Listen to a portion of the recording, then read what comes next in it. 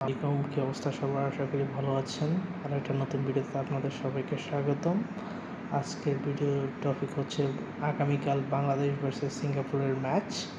Bangladesh versus সিঙ্গাপুরের ম্যাচে আমরা আমাদের প্রবাসী কিছু নতুন ফুটবলার আসছে, হামজা, সমিত এবং ফাহমিদুল।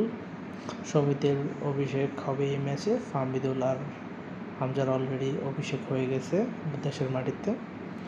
আর আগামীকালের একাদশ কীরকম হবে সেটা আমি আপনাদের সাথে এখন বলবো।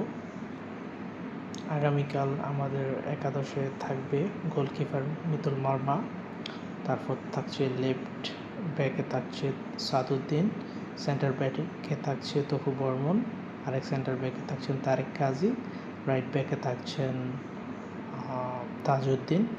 এর উপরে সেন্টার মিডফিল্ডে দেখা যাবে জামাল ভুঁইয়াকে, তার মধ্যমাঠে দেখা যাবে হামজা চৌধুরীকে সেন্টার মিডফিল্ডে, আর তার ওই পাশে সেন্টার মিডফিল্ডে দেখা যাবে সামিদ সোমকে, লেফট উইংয়ে দেখা যাবে ফাহমিদুলকে, আর নাম্বার 9 পজিশনে দেখা যাবে আল আমিন, আর রাইট উইংয়ে দেখা যাবে রাকিবকে। অসাধারণ একটা স্কোয়াড। আশা করি আগামীকাল বাংলাদেশ জিতবে সিঙ্গাপুরের সাথে।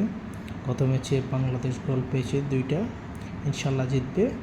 আর ফাহমিদুল গত ম্যাচে তার খেলার স্কিল এবং স্পিড সব দেখিয়েছে।